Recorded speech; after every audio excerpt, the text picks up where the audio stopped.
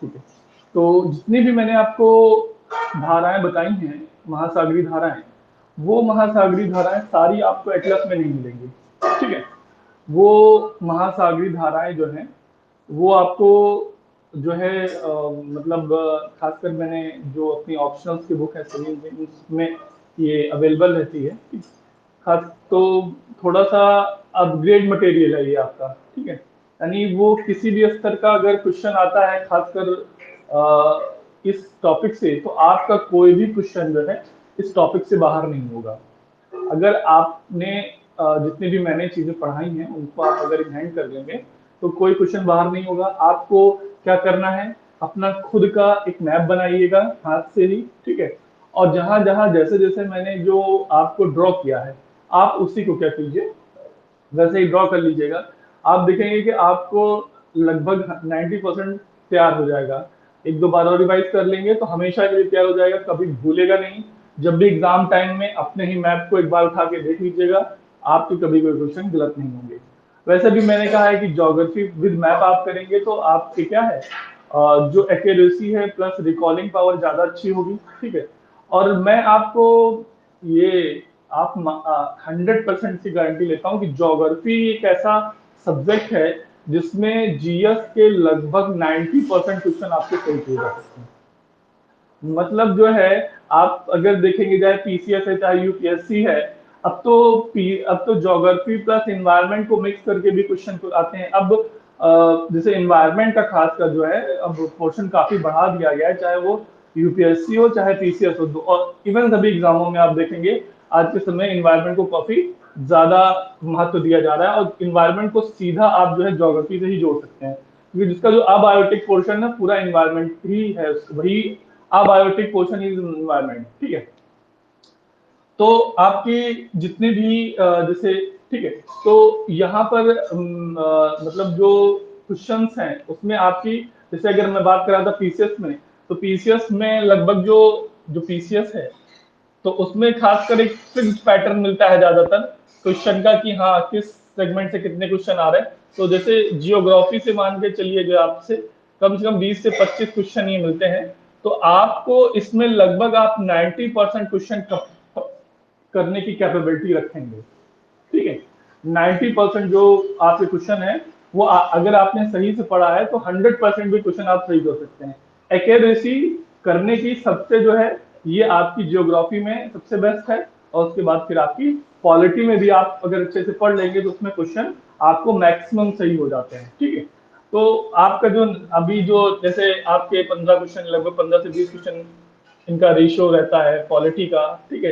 History में थोड़ा सा ज्यादा रहता है, हिस्ट्री आपका करीब 25 क्वेश्चन से 30 क्वेश्चन तक पूछ लेते हैं।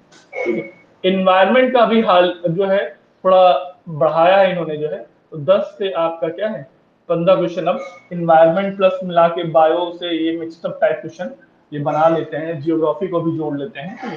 तो कहने का मतलब भी ये है कि जो एक्यूरेसी की बात करेंगे तो आपका जियोग्राफी और पॉलिटी ये दो ज्यादा अच्छे बेहतर है, जहां पे ज्यादा क्वेश्चन बनने की गलतियां कम आपको होंगी। फैक्ट जो है वो कॉन्सेप्ट से जुड़े हुए हैं ज्यादातर, तो इसलिए जो है रिकॉलिंग अच्छी होती है, एक्यूरेसी ज्यादा अच्छी हो जाती है। ठीक है। तो स्कोर आपका अप करने में बहुत बड़ा रोल प्ले करेंगे ये। ठीक है। आप इसमें अच्छे से मेहनत करके ज्यादा अच्छा स्कोर कर सकते हैं। ठीक है। हर सब्जेक्ट का अपना एक नेचर होता है। ठीक है। तो जो जिसमें कॉन्सेप्ट ज्यादा होगा तो वो आपको गलतियां उसमें जो करने की प्रोबेबिलिटीज क्या होंगी, कम हो जाएंगी। ठीक है। चलिए, तो ये जो है आपका, ठीक है, अभी तक तो कल मैंने आपको अटलांटिक महासागर की धाराएं बताई थी जो है। ठीक है। तो अटलांटिक महासागर में जो है, ठीक है, अटलांटिक महासागर में जो बता रहा था तो उस जो है, ठीक है, उसमें जो इतनी भी मैंने आपको धाराएं बताई हैं आप अच्छे से उसको तैयार कर लीजिएगा। ठीक है। चलिए, अब हम जो है स्टार्ट करते हैं आपकी प्रशांत महासागर की धाराएं। ठीक है। तो प्रशांत महासागर की जो धारा है, ठीक है, वही सेम प्रोसेस जो है वही स्टार्ट होगा। ठीक है। ठीक है। वही सेम प्रोसेस, ठीक है, जो आपका जो, ठीक है, वही सेम प्रोसेस जो आपका अटलांटिक महासागर में स्टार्ट हुआ था, वही सेम प्रोसेस यहाँ पे स्टार्ट होगा। विषुवतीय क्षेत्र से ही जो है धाराओं की उत्पत्ति होगी। वर्षा का जल ज्यादा है, तापमान की अधिकता है, और यहाँ पे ट्रेड विंड चल रही है, तो आपकी जो है सबसे पहली जो महासागरीय धारा, ये में प्रशांत महासागर है आपका, ठीक है, ये प्रशांत महासागर है, और ये आपका इधर एशिया है, ये रूस वाला पार्ट है, नीचे आपके इसका चाइना है, इधर आपका उत्तरी अमेरिका है, ठीक है, उधर आपका क्या है, उत्तरी अमेरिका है, और इधर आपका क्या है, ये दक्षिणी अमेरिका है, ठीक है, और ये आपका क्या है, ऑस्ट्रेलिया है, और ये बीच में क्या है आपका प्रशांत महासागर है, ठीक है। उत्तर में उत्तरी प्रशांत महासागर जीरो के, और दक्षिण में क्या है, वो आपका दक्षिणी प्रशांत महासागर है, ठीक है। ये जो है आपका, ठीक है, उत्तरी प्रशांत महासागर की हम लोग धाराएं पढ़ना प्रारंभ कर रहे हैं यहाँ पे, ठीक है। तो सबसे पहले मैंने बताया कि विषुवतीय क्षेत्र में जल उपलब्धता यानी वर्षा ज्यादा होती है, तापमान अधिक होता है, इसलिए जो है महासागरीय धाराओं की उत्पत्ति के लिए फेवरेबल कंडीशन मिलती है, जल का स्तर भी ऊंचा होता है, ठीक है। और यहाँ पे ट्रेड विंड यानी जो व्यापारिक हवाओं के प्रभाव के कारण जो है यहाँ पे धाराओं की उत्पत्ति होती है सबसे पहले, और ये धारा जो होती है, ठीक है, इसे बोलते हैं, ये जो गर्म जल धारा है इसे बोलते हैं उत्तरी प्रशांत विषुवतीय धारा, विषुवतीय धारा, इसे बोलते हैं, इंग्लिश में आपका बोलेंगे नॉर्थ पैसिफिक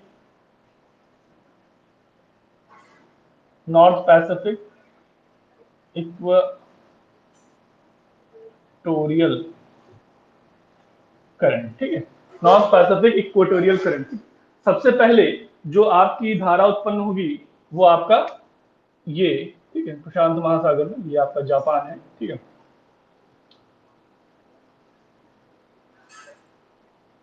ठीक, तो सबसे पहले जो ये धारा जो उत्पन्न होगी ये आपकी जो है प्रशांत महासागर में सबसे पहले वाला जो धारा उत्पन्न होगी उत्तरी प्रशांत विषुवतीय धारा होगी, ठीक है। ये गर्म जल धारा है, ठीक है, गर्म जल धारा, ठीक है।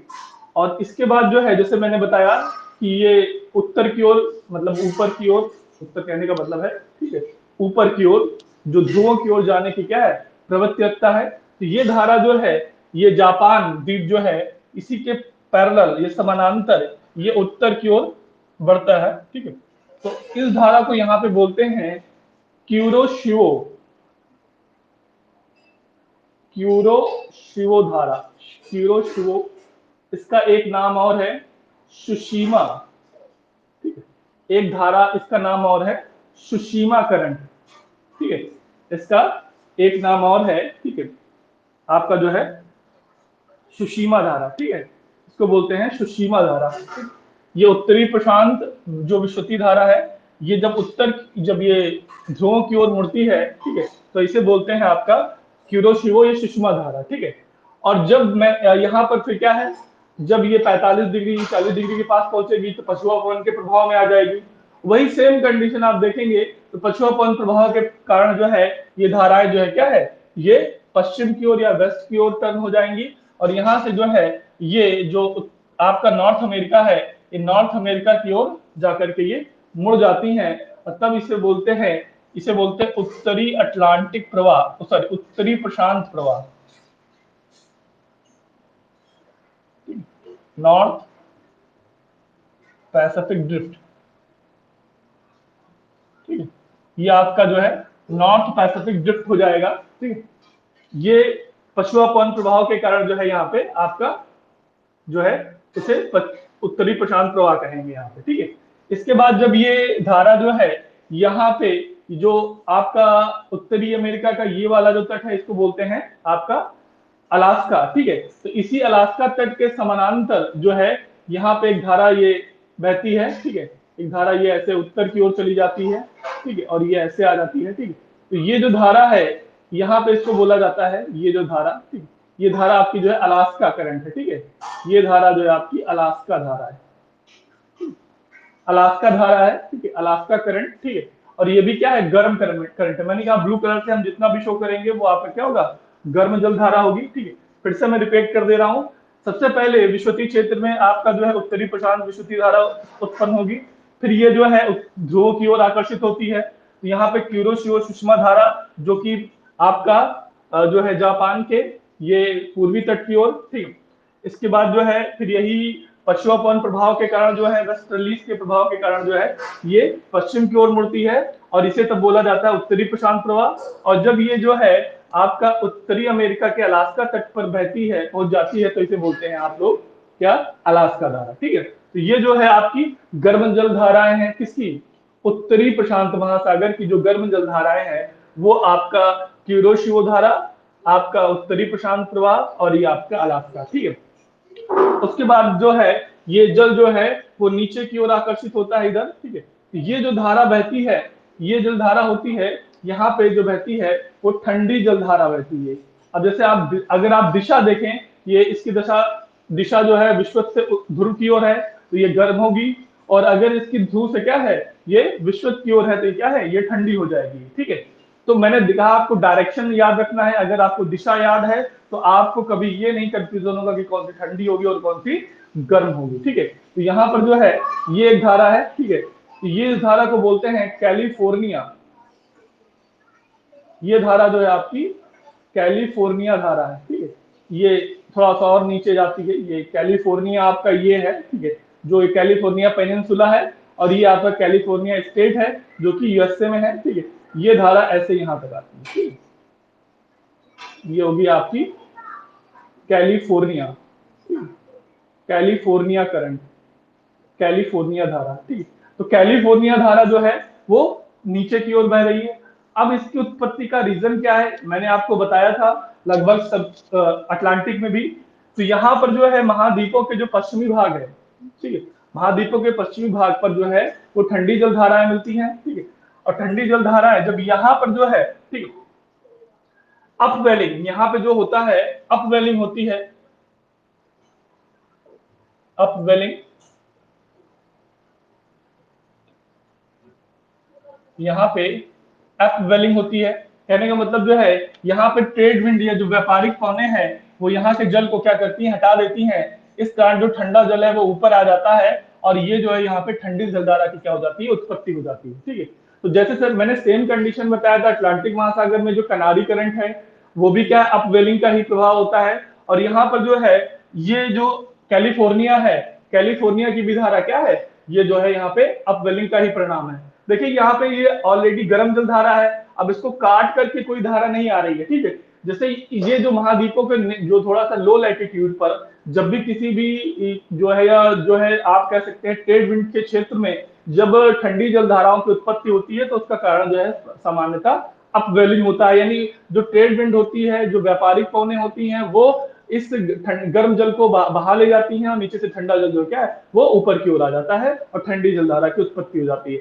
ठंडी जलधारा के प्रभाव में मैंने यहाँ पे सबसे जो मोस्ट इंपॉर्टेंट है, मैंने वहां आपको कनारी धारा के दौरान भी मुझे थोड़ा, और यहाँ को भी मैं धारा को इसको कनेक्ट कर रहा हूँ, दोनों धाराओं को। जहां पे ठंडी जलधारा होगी, इस चीज को ध्यान रखिएगा, जहां पे ठंडी जलधारा होगी वहां पे क्या हो जाएगा, वर्षा की संभावना क्या एकदम नगण्य हो जाएगी, यानी नहीं हो जाएगी। जहां तापमान कम है तो वहां पर क्या होगा, दाब, ये ठंडी जलधारा ठंडा प्रभाव उत्पन्न करेगी, ठीक है। तो इस कारण वहां पे वायुदाब क्या हो जाता है, वो उच्च हो जाता है। जहां उच्च वायुदाब यानी हाई प्रेशर की कंडीशन बनेगी वहां पर क्या है, वर्षा नहीं होगी।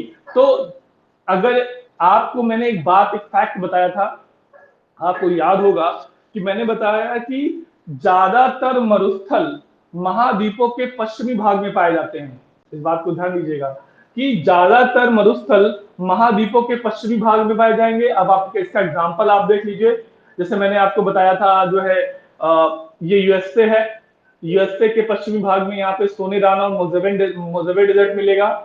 आप वहां पे चले जाइए, ठीक है, अभी यहाँ नीचे भी आपको मिलेगा, इधर आपको अटकामा डेजर्ट मिलेगा, कहाँ पे, जो कि दक्षिणी अमेरिका में है। आप सहारा में चले जाइए, सहारा है, और वहां पे कालाहारी चले जाइए, ठीक है, अफ्रीका में। तो सब जगह आपको, इवन आप अगर जो है भारत में भी जाते हैं तो उसके पश्चिमी भाग में भी क्या होगा, आपको ठंडी, आपको मरुस्थल मिलेगा। तो इस मरुस्थल की उत्पत्ति में एक बहुत बड़ा कॉज के रूप में जो है ठंडी जलधारा रोल प्ले करती है, क्योंकि जहां पे कोल्ड करंट होगी वहां पर जो है जो वर्षा की जो कम जो जो संभावनाएं हैं वो कम हो जाती हैं, और इस कारण जो है इसके जो तटीय क्षेत्रों में क्या है, मरुस्थलीय क्षेत्रों की उत्पत्ति हो जाती है। तो यहाँ पर आपको मिलेगा मोजवे डेजर्ट, आगे चल के फिर आपको मिलेगा यहाँ पे सोनेरॉन डेजर्ट। ठीक है, तो ये जो है आपको ये इसका इफेक्ट है कि ठंडी जलधाराएं महाद्वीपों के पश्चिमी भाग में मरुस्थल यानी डेजर्ट को क्रिएट करने में, डेजर्ट को डेवलप करने में जो है भूमिका निभाती हैं, क्योंकि वो क्या करती हैं, वहां की जो वर्षा की जो प्रोबेबिलिटीज होती हैं उनको कम कर देती हैं। उच्च वायुदाब हाई प्रेशर बनता है और वहां पर क्या है, फलस्वरूप जो है वर्षा नहीं होती है। ठीक है, जहां पे लो प्रेशर बनेगा यानी तापमान ज्यादा होगा, वाष्पीकरण भी ज्यादा हो रहा है, तो फिर क्या होगा, वहां पे वर्षा की संभावनाएं क्या हो जाएंगी, बढ़ जाएंगी। ठीक है, तो ये वहां पे अगर कनारी धारा को अगर बात करें, जैसे मैंने लास्ट टाइम में बताया, तो कनारी करंट है वो भी क्या करेगी, सहारा मरुस्थल को डेवलप करने में जो है भूमिका निभाएगी। बेंगुला धारा जो कि कल मैंने आपको पढ़ाया था, ठीक है, बेंगुला करंट जो कि कल पढ़ाया था, बेंगुला करंट कहाँ बहती है, ये बता सकता है, कल मैंने पढ़ाया आपको।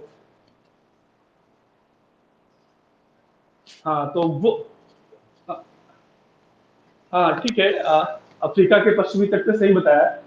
ठीक है, तो अब तो इसका इसका इफेक्ट क्या होगा, इसका इफेक्ट कहने का मतलब है कालाहारी डेजर्ट जो आपका बन रहा है, उसको उसको डेवलप करने में बेंगुला की क्या है, एक बड़ी भूमिका है। ठीक है, कि जितने भी मैं आपको कॉन्सेप्ट बता रहा हूँ, ये सब आपको यूपीएससी क्रैक करने में बहुत बड़ा मेजर रोल प्ले करेंगे। ठीक है, जो है, क्योंकि इसी तरह के डीप अंडरस्टैंडिंग फैक्ट जो है वो आपका यूपीएससी टच करता है। ठीक है, तो यहाँ पर जो है कैलिफोर्निया की जो करंट है यहाँ के मोजोबे और सोनेरॉन डेजर्ट को क्या है, डेवलप करने में वो भूमिका निभाती है। ठीक है, और ये आगे चल के फिर क्या है, यहाँ विशुद्धि धारा में मिल जाती है और इसका क्या है, फिर एक साइकिल स्टार्ट हो जाता है। एक बात और मैंने आपको बताई थी, जब मैंने महासागरों धाराओं की उत्पत्ति बताई थी, तो मैंने कहा था कि जो धाराएं हैं वो आपका क्या है, वो धाराएं जो होती हैं वो जो पृथ्वी का जो घूर्णन है, पृथ्वी कैसे घूर्णन करती है, पृथ्वी ईस्ट वेस्ट टू ईस्ट घूर्णन कर रही है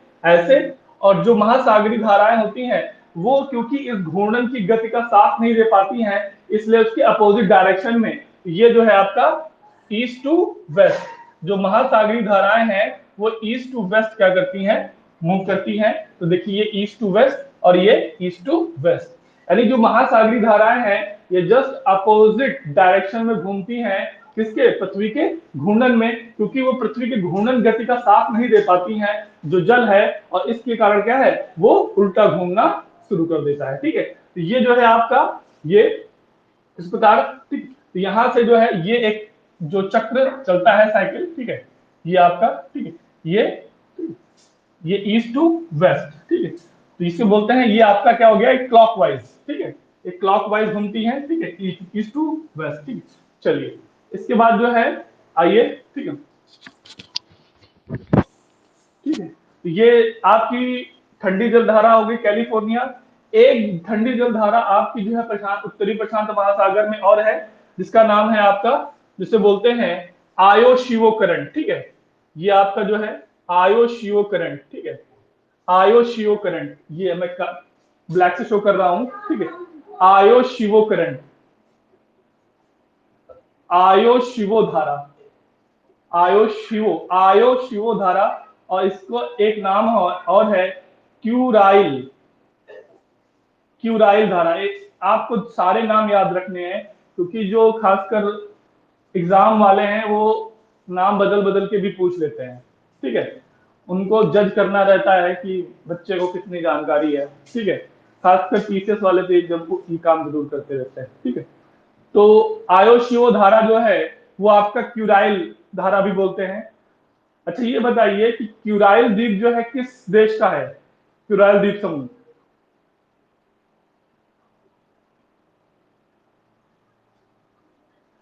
क्यूराइल द्वीप समूह किस देश का है, एटलस में मत देखिएगा। हाँ, नहीं भारती जी, मैपिंग आप सब भूल गए हैं।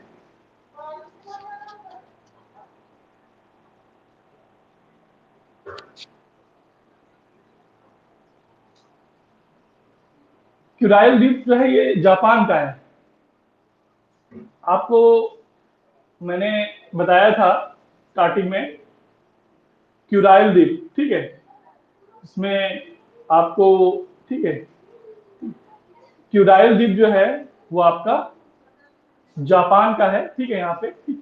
तो ये जो है, ठीक है, यहाँ पे उसी के नाम पर ये आयो शिवो धारा और ये आपकी क्यूराइल धारा है, ठीक है। तो क्यूराइल जो धारा है, ठीक है, ये ठंडी जल धारा है। डायरेक्शन आप देख सकते हैं, ये ध्रुवों से क्या है, ये विश्वत की ओर है, ठीक है, ध्रुवों से विश्वत की ओर है ये क्यूराइल धारा, ठीक है। तो यहाँ पर जो है, ठीक है, ये यहाँ पर जो है ठंडी जलधारा और गर्म जलधारा मिलती है, और जहां पे भी ठंडी जलधारा और गर्म जलधारा दोनों मिलेगी वहां पे कोहरा उत्पन्न होगा। कोहरा, ये देखिए, जो ठंडा जल होता है, ठीक है, ठंडा जल वो भारी होता है तो वो नीचे की ओर बैठता है, और जो गर्म जल है वो हल्का होता है तो वो ऊपर की ओर होता है। तो मैंने आपको बताया था कि कोहरा कब बनता है, जब आपका टेम्परेचर इनवर्स होता है, ठीक है। यानी जब कोहरा कब बनेगा, जैसे जब तापमान नीचे कम हो, और जैसे, ठीक है, ये जैसे ये मान लीजिए ये ठंडी जलधारा है, ठीक, कोल्ड करंट है, और ये वार्म करंट है। जब ये जो दोनों जलधाराएं मिलेंगी तो ठंडी जलधारा वो नीचे जाएगी, क्योंकि वो क्या है, भारी है, तो नीचे जाएगा, और जो गर्म जलधारा है ऊपर होगी, ठीक है। ये आप, मैं थोड़ा सा कलर ही बदल देता हूं तो थोड़ा और क्लियर हो जाएगा, ठीक है। तो जब ये कंडीशन, जब भी इन्वायरमेंट में ये कंडीशन आए कि नीचे का तापमान कम और ऊपर का तापमान ज्यादा, तो यहाँ पे हमेशा क्या बनेगा, फॉग बनेगा, फॉग बनेगा। ये मैंने आपको बताया था, ये क्या है, इसे बोलते हैं टेम्परेचर इनवर्स। सामान्य कंडीशन में मैंने आपको जब क्लाइमेटोलॉजी मैंने पढ़ाया कि जब आप जो है, जब सतह से, यानी जब हम पृथ्वी में जो ऊपर की ओर बढ़ेंगे तो तापमान में कमी आती है, जैसे जैसे हम ऊपर की ओर बढ़ रहे हैं, हर 165 मीटर पर क्या 1 डिग्री सेल्सियस का तापमान घट रहा है। तो तापमान ऊपर जाने पे घटना चाहिए, ठीक है। लेकिन जब टेम्परेचर इनवर्स की कंडीशन आ जाए, यानी जब तापमान नीचे हो जाए, तापमान नीचे की हवा का तापमान कम और ऊपर की हवा का तापमान ज्यादा, तो इस कंडीशन में हमेशा फॉग बनेगा। और ये कंडीशन हमेशा कब बनती है, ठंडियों में बनती है, इसीलिए ठंडियों में कोहरा बनता है। होता क्या है, तो ये जो गर्म हवा होती है ऊपर, जैसे जो गर्म हवा होती है, ये जो इसमें अगर जो है, अगर आर्द्रता अधिक है और नीचे ठंडी है, तो ये जो हवा है, ये इस पर क्या हो जाती है, संघनित, या क्या हो जाती है, मतलब संघनन का मतलब कंडेंसेशन, एक तरीके से वो बादल बन जाते हैं, ये बूंदे जो हैं वो संघनित हो जाती हैं। इसीलिए इस कंडीशन में हमेशा क्या बनता है, फॉग बनता है, ठीक है। तो यहाँ पर जो है, जब भी आपकी ठंडी और गर्म जलधारा बनेगी तो वहां फॉग बनेगा, फाइटोप्लैंक्टन की उपस्थिति बढ़ जाएगी, फिशिंग क्या होगा, आपको वहां पे ज्यादा होगी। इसीलिए जापान जो है विश्व के प्रमुख मत्स्य जो फिशिंग कंट्रीज में उसका नाम है। सबसे ज्यादा मशीन से जो है फिशिंग करने का जो मतलब जो है, सबसे ज्यादा जो मशीनों से जो है मत्स्य करने का काम या फिशिंग करने का काम जो है वो जापान करता है, ठीक है। और विश्व का एक बहुत बड़ा मत्स्य उत्पादक क्षेत्र भी है, ठीक है। तो यहाँ पर जो है, ये जो आयोशिवो और क्यूरोशिवो के धाराओं के मिलने से जो है यहाँ पर आपका, ठीक है, ये कंडीशन डेवलप होती है, ठीक है। एक बात और कि जो है, इस धाराओं को में थोड़ा मुझे हमेशा कंफ्यूजन हुआ है, तो मैं ट्रिक भी बता देता हूं इसके लिए, ठीक है। देखिए, आयो का मतलब है आने से, यानी ऊपर से जो आ रहा है वो आयोशिवो। अगर आपने आयोशिवो क्यूरोशिवो में कंफ्यूजन होता है, एक को आप पकड़ लीजिए किसी को, कि आयोशिवो जो है वो ऊपर से आ रही है, यानी आयो यानी आ रहा है ऊपर से, तो ये जो है आपकी ठंडी जलधारा होगी। जब ये ठंडी है तो ये वाली क्या होगी, गर्म ही होगी, ठीक है। तो ये कॉन्सेप्ट को आप पकड़ सकते हैं, जिससे आपका उसमें कंफ्यूजन कम होगा, ठीक है। तो ये उत्तरी अटलांटिक की महासागर धाराएं थी, जो है उत्तरी विश्वती धारा, क्यूरोशिवी धारा, उत्तरी प्रशांत प्रवाह, अलास्का धारा, ये आपकी गर्म जल धारा है। उसके बाद जो है आपका कैलिफोर्निया धारा, और आपकी जो आयोशिवो धारा जो है ये क्या है, ये आपकी ठंडी जल धारा है, ठीक है। तो उत्तरी प्रशांत महासागर की धाराएं थी। अब हम बात करेंगे नीचे आपकी साउथ अटलांटिक की। तो साउथ अटलांटिक में भी सेम कंडीशन में सबसे पहले आपका जो है दक्षिणी प्रशांत विश्वती धारा है, ठीक है। इसको मैं शॉर्टकट में लिख दे रहा हूँ, ठीक, ठीक है, साउथ पैसिफिक करंट, ठीक है, SPC।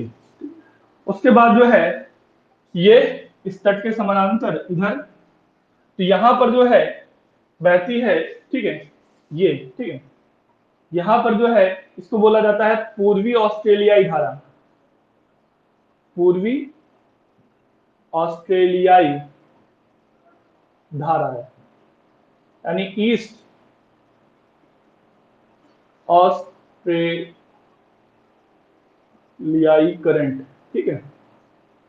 ये आपकी क्या है, गर्म जल धारा है, ठीक है। तो गर्म जल धारा होगी तो वर्षा की फेवरेबल कंडीशन मिलेंगी, ठीक है, इस चीज को याद रखिएगा, ठीक है। उसके बाद जो है यहाँ पे परमानेंट जो है इधर आपका वेस्ट विंड ड्रिफ्ट जो बह रहा था, मैंने आपको बताया था वेस्ट विंड ड्रिफ्ट, ठीक है, जो कि अटलांटिक महासागर में बह रहा था, वो सब में बहेगा, चाहे वो आपका क्या है, ये जो पूर्वी पश्चिमी जो आपका पश्चिमी पवन प्रवाह है, ठीक है, इसके पश्चिमी पवन प्रवाह, ठीक है, पश्चिमी पवन प्रवाह, इसी को वेस्ट, आपके मैप पे शो हो रहा होगा आपके वेस्ट विंड ड्रिफ्ट, ठीक, ये वेस्ट विंड ड्रिफ्ट, ठीक है। उसके बाद जो है ये स्टेट के समानांतर बहना शुरू करता है, ये जो कि आपका पेरू का तट है, ठीक है, पेरू का तट, और यहां पे इसको बोलते हैं पेरू की धारा, ठीक है, पेरू की धारा, और इसी का नाम है हम्बोल्ट, इसी का नाम है हम्बोल्ट धारा, ठीक है। काफी ज्यादा इंपॉर्टेंट है, बहुत बार एग्जाम में पूछी गई है। हम्बोल्ट धारा किसे बोलते हैं, तो पेरू की धारा बोलते हैं। हम्बोल्ट धारा कैसी होती है, ठंडी होती है। पेरू की धारा कैसी होती है, ठंडी होती है, ठीक है, क्योंकि ये धारा जो है आपका वेस्ट विंड ड्रिफ्ट है, यही क्या हो जाता है, जो कि टर्न हो जाता है तट से कट के, और ये इसको डेवलप करने में जो है आपका थोड़ा बहुत ट्रेड विंड का भी, जब ट्रेड विंड ज्यादा सक्रिय होती है तो इसका विस्तार जो है बहुत उत्तर की ओर हो जाता है, ठीक है। अभी ठंडी जलधारा है, आपको मैंने जो अभी पूरा कॉन्सेप्ट बताया यहाँ का, जो कि डेजर्ट को, तो यहाँ पे जो है आपका अटकामा डेजर्ट है, अटकामा डेजर्ट, चिली और पेरू के बीच में अटकामा डेजर्ट, जो कि विश्व का सबसे शुष्कतम ड्राइएस्ट जो डेजर्ट है, विश्व का सबसे शुष्कतम स्थल कौन सा है, अटकामा डेजर्ट है। तो इसका मतलब है कि ये हम्बोल्ट की धारा जो है ये काफी ज्यादा ठंडी होती है, यानी इफेक्ट ज्यादा डेवलप करती है, ठीक है। देखिए डेजर्ट को डेवलप करने में डेजर्ट कहाँ पे कहाँ ज्यादा होगा, जहां पे तापमान ज्यादा है और वर्षा नहीं हो रही है। तो यहाँ पे वर्षा नहीं, क्यों, तापमान तो ज्यादा इसलिए क्योंकि कर्क रेखा के पास है, मकर रेखा के पास है, कैप्रिकॉर्न के पास है। लेकिन यहाँ पे जो ठंडी जलधारा और उधर से जो है जो ट्रेड विंड होती वहां तक पहुंच भी नहीं पाती, इसलिए क्या यहाँ पे हवाओं की, यहाँ पे क्या हवा वर्षा की कंडीशन नहीं बनती, इसीलिए जो है यहाँ पे डेजर्ट, यानी विश्व का सबसे शुष्कतम मरुस्थल जो है वो आपका अटकामा डेजर्ट है, ठीक है। ये जो है, ठीक है, तो ये हो गया आपकी पेरू की धारा, ठीक है। इसका प्रभाव भी मैंने बताया आपको कि मरुस्थल उत्पन्न करने में क्या है, ये बड़ी भूमिका निभाती है, ठीक है। तो यहाँ पे ये होगा, और जाकर के फिर क्या है, ये उत्तरी विश्वती धारा में जाकर के क्या हो जाती है, मिल जाती है, ठीक है। तो ये हो गई आपकी क्या है, दक्षिणी प्रशांत महासागर की धाराएं। मैं फिर से रिपीट कर दे रहा हूं, जो दक्षिणी सबसे पहले यहाँ पे दक्षिणी विश्वती धारा की उत्पन्न होती है आपका ईस्ट टू, सॉरी, हाँ, ईस्ट टू वेस्ट। उसके बाद जो है आपका पूर्वी आपका ऑस्ट्रेलियाई धारा है, ठीक है, पूर्वी ऑस्ट्रेलियाई धारा जो कि गर्म जल धारा है, फिर ये वेस्ट विंड ड्रिफ्ट में जाके मिलती है, और फिर वेस्ट विंड ड्रिफ्ट जाकर के क्या है, ये तट से कट करके जो है ये पेरू की धारा के रूप में जो है ये विश्व की ओर मुड़ जाता है। और यहाँ पर जो है इसको हम्बोल्ट नामक जियोग्राफर ने इसको खोजा था, इसीलिए इसको जो है हम जो है हम्बोल्ट धारा भी कहा जाता है, ठीक है। और यहाँ पर ये मरुस्थलीय क्षेत्र को उत्पन्न करने में बड़ी भूमिका निभाती है, ठीक है।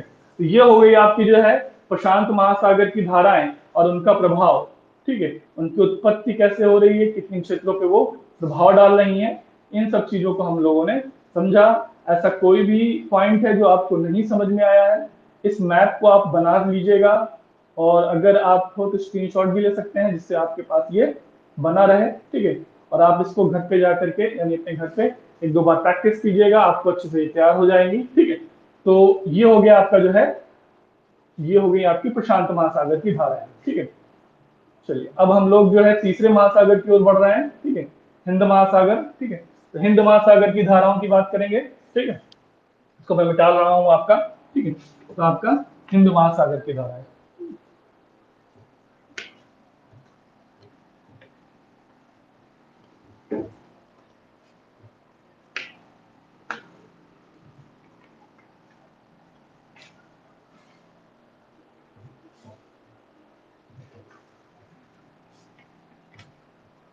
चलिए ठीक है, आइए। तो हिंद महासागर की धाराओं में, ठीक है, तो सबसे पहले हिंद महासागर का एक मैप बनाते हैं, ठीक।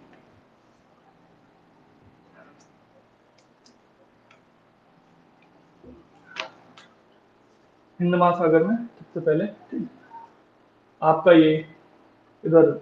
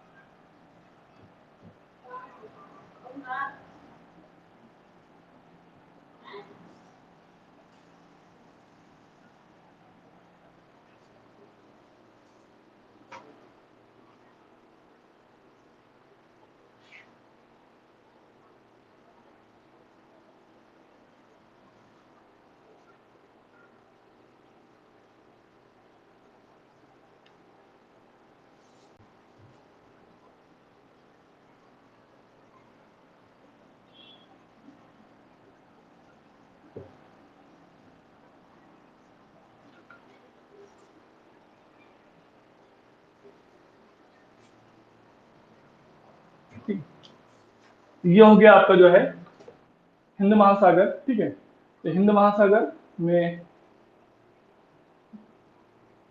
चलिए, तो हिंद महासागर जो है आपका, ठीक है, ठीक।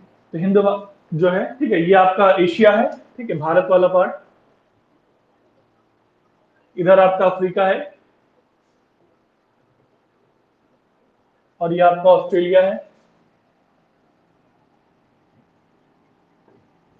ठीक है, ऑस्ट्रेलिया, ठीक है। देखिए जो जीरो है ये आपका, ठीक। इसमें जो खास कर जो है उत्तरी हिंद महासागर जो है आपका, क्योंकि यहाँ पे बहुत जो है कम, मतलब जो है, एक तो उत्तरी हिंद महासागर में कोई खास महत्वपूर्ण धारा आपको नहीं मिलती है। हाँ, जब आपका परिवर्तन होता है, खासकर जब जो उत्तरायण दक्षिणायन में जो है, ठीक है, जब आप, तब यहाँ पर जो है खासकर तब कुछ धारा उत्पन्न होती है, वो आपको खासकर वो इंडिया के कॉन्टेक्स्ट में भी पढ़ना रहता है। उसे आपको बोलते हैं दक्षिणी पश्चिमी प्रवाह भी बोलते हैं उसको, और दक्षिणी पश्चिमी मानसून भी बोलते हैं, ठीक है। तो उस कारण जो है, जब मैंने बताया था हवाओं की दिशा को, मैं जब धाराओं की उत्पत्ति में आपको बता रहा था, तब मैंने कहा था कि जो है आप हवाओं की दिशा बदलने में ऋतु परिवर्तन का कारण होता है। और हवाएं बदलती क्यों है, जो ऋतु परिवर्तन होता क्यों है, उसमें सबसे बड़ा जो कॉज है वो आपका पृथ्वी का, जो सूर्य का उत्तरायण और दक्षिणायन है, ठीक है। और उत्तरायण दक्षिणायन का क्यों होता है कि पृथ्वी जो है वो सूर्य का चक्कर लगा रही होती है, ठीक है। तो ये जो है ऋतु परिवर्तन का इफेक्ट होता है कि जो है दिशाएं जो है हवा ये बदलती है, ठीक है। तो लेकिन यहाँ पर इसको खासकर हम लोग अगर समुद्री धाराओं के संदर्भ में पढ़ेंगे, तो वो यहाँ की बजाय जो है वो हम भारतीय मानसून में ज्यादा अच्छी तरीके से समझ सकते हैं, ठीक है। तो उत्तरी अटलांटिक, उत्तरी जो आपका हिंद महासागर है, उसमें कोई खास आपको महासागरीय धाराएं नहीं मिलेगी, क्योंकि वह सीमित समय के लिए होती है, और यहाँ क्षेत्र क्या है, काफी कम है। तो मुख्य रूप से जो धारा है वहां पे जो हिंद महासागर में है, वो दक्षिणी हिंद महासागर की क्या है, वो धाराएं हैं, ठीक है। तो दक्षिणी हिंद महासागर की ये आपकी धाराएं हैं, ठीक है। तो यहाँ पे मुख्य रूप से जो है, ठीक है, तो हम लोग जो पढ़ेंगे वो आपका दक्षिणी हिंद महासागर की धारा पढ़ेंगे, ठीक है। आइए, तो सबसे पहले जो है यहाँ पे वही सेम कंडीशन है, ठीक है। सेम कंडीशन कहने का मतलब जो है वो आपका दक्षिणी, ठीक है, हिंद, जो आपका क्या है, हिंद महासागर सागरी विश्वती विश्वतीकरण, ठीक है, धारा। तो कहने का मतलब है साउथ साउथ हिंद ओशियन, ठीक है, करंट, ठीक है। यहां पर जो है सबसे पहले ये धारा उत्पन्न होगी आपकी, जो सेम कंडीशन है विश्वती क्षेत्र में सभी जगह पर। फिर उसके बाद इस तट के समानांतर इधर से धारा बहती है, ये गर्म जल धारा है, ठीक है। ये धारा यहाँ पे दो भागों में बटती है, ठीक है। यहाँ पे आपका जो है मेडागास्कर है, ठीक है। तो यहाँ पर जो है ये धारा आकर के जो है दो भागों में बट जाती है, ठीक है। और यहाँ पे ये ऐसे और जाके ये ऐसे, ठीक है। तो इस धारा को बोला जाता है यहाँ पे मालागासी, और इधर बोला जाता है आपका, यहाँ पे बोला जाता है इसको मोजाम्बिक, ठीक है। ये मोजाम्बिक है ये आपका, यहाँ पे इसको बोला जाता है ये मोजाम्बिक धारा, मोजाम्बिक धारा, ठीक है। ये यहाँ पे आपको बोला जाता है ये मोजाम्बिक धारा, ठीक है। और आगे चल के जब ये धारा ये दोनों मिल जाती है, ठीक है, तब यहाँ पर जो है एक धारा की और उत्पत्ति होती है इस जगह पे। ये धारा भी गर्म ही है, ठीक है। और इसको बोलते हैं हम लोग जो है, इसका नाम है अगुलहास धारा, ठीक है। ये दोनों ही धाराएं हैं, यहाँ पे जाकर के ऐसे मिलती हैं। थोड़ा सा और इसको, ठीक है, ये धाराएं, ठीक है, ये मैं छोटा कर रहा हूँ, क्लियर हो जाएगा आपको। ये धारा भी जो है आपको ऐसे जाकर के यहाँ पे मिलती है, और यहाँ पे ये धारा जो उत्पत्ति होती है इसको बोलते हैं अगुलहास धारा, ठीक है। क्या नाम है? अगुलहास धारा। कई बार एग्जाम में पूछी गई है। अगुलहास धारा जो है अफ्रीका के पूर्वी तट पे बहती है, ठीक है। और ये मोजाम्बिक धारा और मालागासी धारा, मालागासी ये एक्चुअली में जो खासकर मेडागास्कर का एक नाम मालागासी भी है, ठीक है। तो उसके नाम पर जो है इसको मालागासी कहा जाता है, ठीक है। तो मालागासी धारा या मेडागास्कर भी करंट भी कह सकते हैं इसको। तो मेडागास्कर करंट, तो यहाँ मोजाम्बिक है तो उसके नाम पे मोजाम्बिक धारा। मोजाम्बिक धारा और मालागासी धारा दोनों के मिलने से जो है अगुलहास धारा को उत्पन्न डेवलप होती है। और ये सारी धाराएं जो है आपकी गर्म जल धाराएं हैं, ठीक है। और उसी के यहाँ पे नीचे आपका वैसे ही वेस्ट विंड ड्रिफ्ट बह रहा है। वेस्ट विंड ड्रिफ्ट जो हम लोगों ने अटलांटिक में वेस्ट विंड ड्रिफ्ट अभी मैंने आपको बताया, ठीक है। ये सेम आपका जो है वेस्ट विंड ड्रिफ्ट वैसे ही बह रहा है, ठीक है, 45 डिग्री के आसपास। फिर ये यहाँ से क्या हो जाता है, टर्न होता है, और यहाँ पे बहती है जो आपकी पश्चिमी ऑस्ट्रेलियाई धारा, ठीक है, पश्चिमी ऑस्ट्रेलियाई धारा, ठीक है। ये जो है ऑस्ट्रेलिया के पश्चिमी भाग में है, ठीक है। देखिए वही पुराना कॉन्सेप्ट फिर आ गया, ठंडी जलधारा है, ठीक है, और ऑस्ट्रेलिया का पश्चिमी भाग है। तो ऑस्ट्रेलिया का जो पूरा पश्चिमी भाग क्या है, वो पूरा मरुस्थली है। यानी सारे जितने भी बड़े मरुस्थल है आपको, विक्टोरिया डेजर्ट, जितने भी आपको जो है ग्रेट ऑस्ट्रेलियन डेजर्ट, सब आपको इसके पश्चिमी क्षेत्र में मिलेंगे। तो यहाँ पे जो जो पश्चिमी ऑस्ट्रेलियाई धारा है वो ठंडी जल धारा है, और यहाँ पर जो है मरुस्थली क्षेत्र को उत्पन्न करने में क्या है, एक बड़ी भूमिका वो निभाएगा, ठीक है। तो ये जो है आपका फिर जाकर के ये विश्वती क्षेत्र मिल जाती है। इस प्रकार जो है ये पूरी करंट आपका जो है कंप्लीट हो जाती है दक्षिणी हिंद महासागर की। यहाँ पर जो है दक्षिणी हिंद महासागर, पहले दक्षिणी महासागरीय विश्वती धारा है, ठीक है, और फिर आपका जो है मोजाम्बिक मालागासी, ठीक है, और फिर आपका जो है ये अगुलहास, और ये वेस्ट विंड ड्रिफ्ट, फिर जाकर के क्या पश्चिमी ऑस्ट्रेलिया की धारा, ठीक है। ये आपका हिंद ओशियन जो है इक्वेटोरियल करंट है, ठीक है, इक्वेटोरियल डॉट लगा देना, इक्वेटोरियल करंट है, ठीक है। तो ये जो है मुख्य रूप से जो है आपको हिंद महासागर में, दक्षिणी हिंद महासागर में ही धाराएं पहनी है, ठीक है। देखिए ये कंडीशन तब है जब आपका क्या है, सूर्य जो है दक्षिणायन के स्तर पर होता है, ठीक है। जब ये सूर्य, जैसे सूर्य 6 महीने उत्तरी गोलार्ध में होता है और 6 महीने जो है वो दक्षिणी गोलार्ध, 6 महीने नॉर्दर्न हेमिस्फीयर और 6 महीने जो है साउदर्न हेमिस्फीयर। तो इस दौरान जो है, जो पेटियों या हवाओं की पेटियां होती हैं वो भी खिसकती हैं उसके साथ। तो जब हवाएं खिसकेंगी तो धाराओं की दिशा भी क्या होगी, बदलेगी। ठीक है, धाराओं की दिशा कहने का मतलब जब ये है कि जब यहां पर होता है तो ट्रेड विंड का विस्तार यहां पे हो जाता है।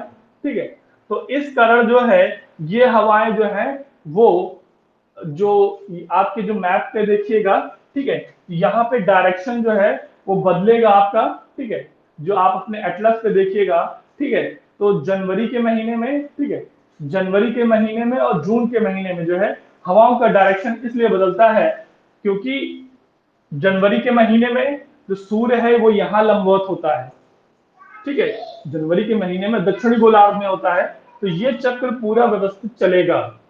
ठीक है, लेकिन जब सूर्य जो है उत्तरी गोलार्ध में होगा तो हवाएं जो है वो ऐसे, यानी जो है ट्रेड विंड यहाँ पे आ जाती है। ठीक है, इस कारण जो है हवाएं जो है इधर की ओर चलने लगती हैं, और ये क्योंकि दक्षिणी गोलार्ध में हवाएं अपने दाहिने मुड़ जाती हैं, तो इसलिए जो है यही आपका जो है दक्षिणी पश्चिमी मानसून भी होता है। ठीक है, ये मैंने आपको ट्रेड विंड के दौरान पढ़ाया था। ठीक है, इसलिए हवाओं की दिशा इसमें बदल जाती है। ठीक है, ऋतु परिवर्तन का मतलब ही जो है मानसून है।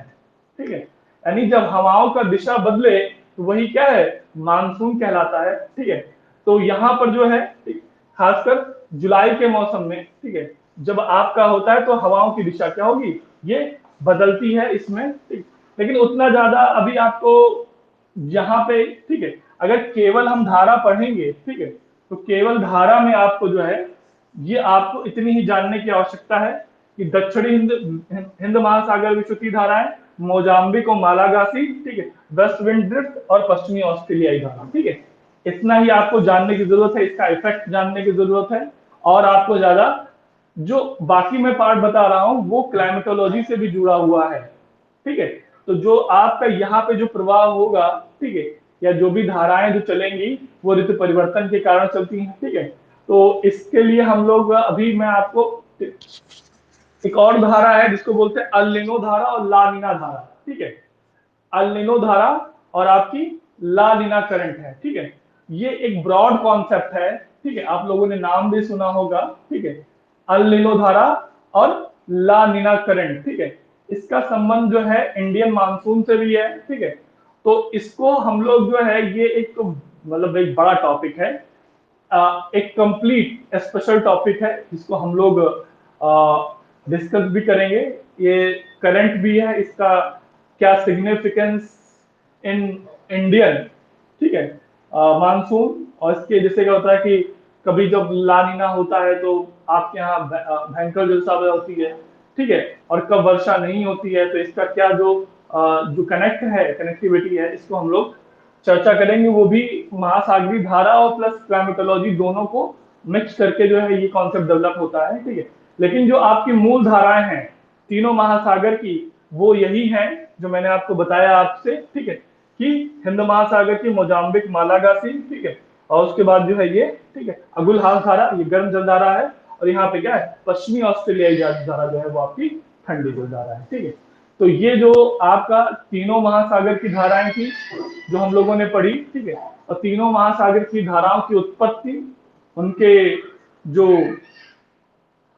प्रभाव है, ठीक है, और साथ साथ जो है, ठीक है, वो उनका विस्तार किस तट पे होता है। ठीक है, ये सारी चीजें हमने समझी।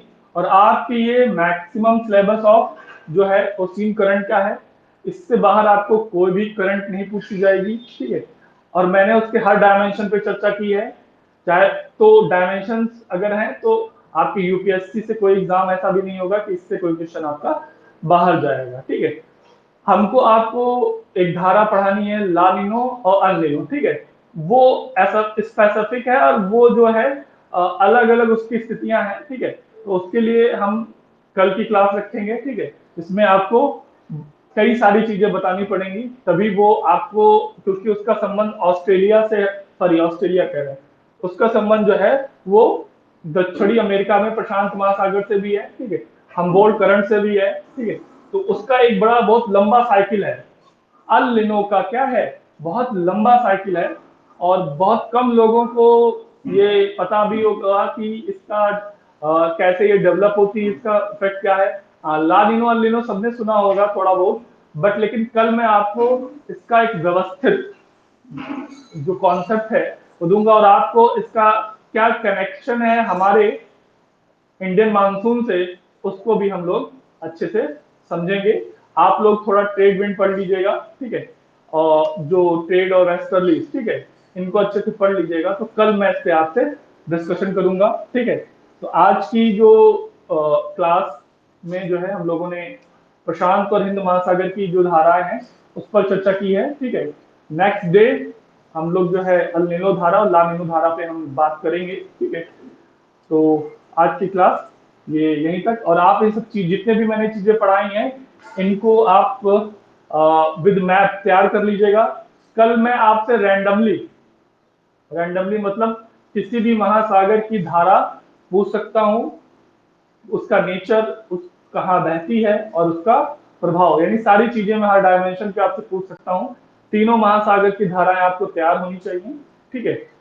और ठीक है, इसको आप अपने मैप पे ड्रॉ कर लीजिएगा, इसका पीडीएफ आपको टेलीग्राम पे मिल जाएगा, ठीक है, शाम तक। ठीक, रिकॉर्डिंग क्लास भी अवेलेबल हो जाएगी, ठीक है।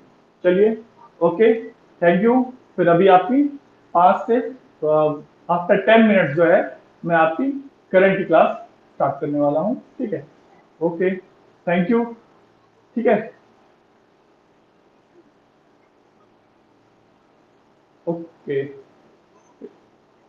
अभी मैं क्लास एंड कर रहा हूँ, ठीक है। आफ्टर 10 मिनट्स मैं स्टार्ट करूंगा, ठीक है।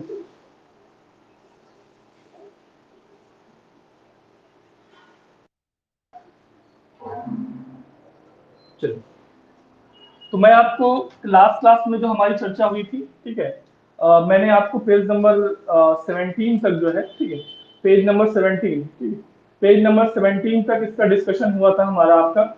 आज पेज नंबर इंटरनेशनल पे हम बात करेंगे, ठीक है।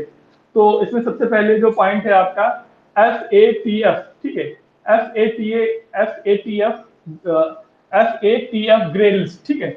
ये होती क्या है, ठीक है। अभी हाल ही में इसको जो है 4 नए देशों को है इसमें शामिल किया गया है, ठीक है। तो ये जो है एफ ए जो FATF, ठीक है, FATF ग्रे, ये लिस्ट जो है ये खासकर जो है फाइनेंशियल एक्शन टास्क फोर्स, ठीक है, ये आपका जो है फाइनेंशियल एक्शन टास्क फोर्स,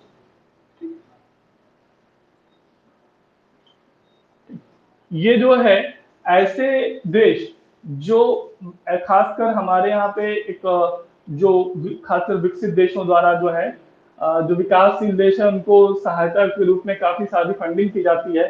जैसे पाकिस्तान को काफी मात्रा में जो है यूएसए फंडिंग करता है, यूके और कई सारे जितने भी देश जो आपके पश्चिम एशिया के कंट्रीज है, सऊदी अरब है, ये सब लोग काफी फंडिंग करते हैं। तो ऐसे देश जो जिनको फंडिंग की जा रही है और वो ज्यादातर पैसा उनका जो है वो आतंकवादी,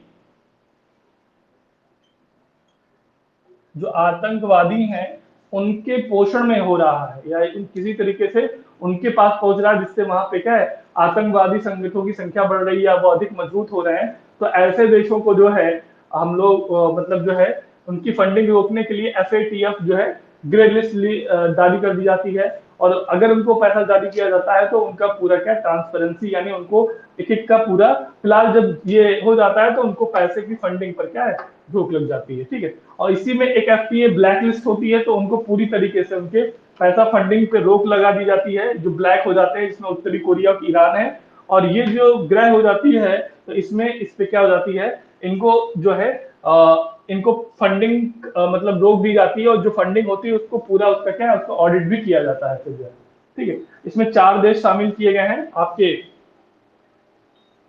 मोरक्को, बुर्किना फासो,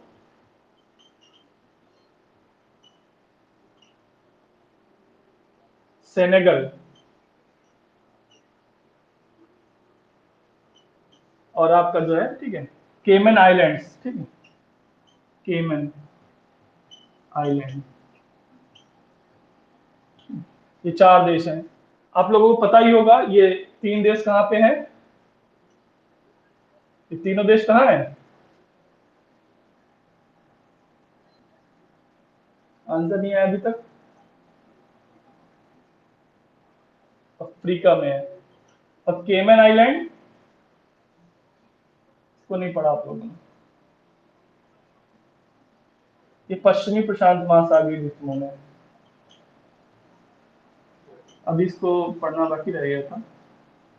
पश्चिमी प्रशांत महासागरीय द्वीप समूह, ठीक है। ये जो है केमन आइलैंड वहां पे है, ठीक है आपका। तो ये जो है आपका, ये 4 देश हैं जिनको हम लोग जो है, ठीक है, जिनको FATF जो फाइनेंशियल ग्रे लिस्ट में शामिल किया गया है, ठीक है। ऑस्ट्रेलिया में गूगल और फेसबुक के भुगतान हेतु जो है कानून पारित किया गया है, ठीक है। तो गूगल और फेसबुक जो है, जैसे खासकर ये लोग क्या करते हैं, देखिए अगर आप जैसे खासकर अगर बात करें तो गूगल या जैसे फेसबुक, ठीक है।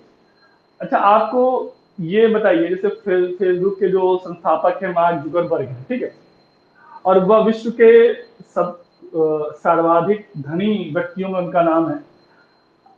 फेसबुक कोई भी चीज प्रोडक्शन नहीं करता है, ठीक है, कोई प्रोडक्शन नहीं करता है, ठीक है।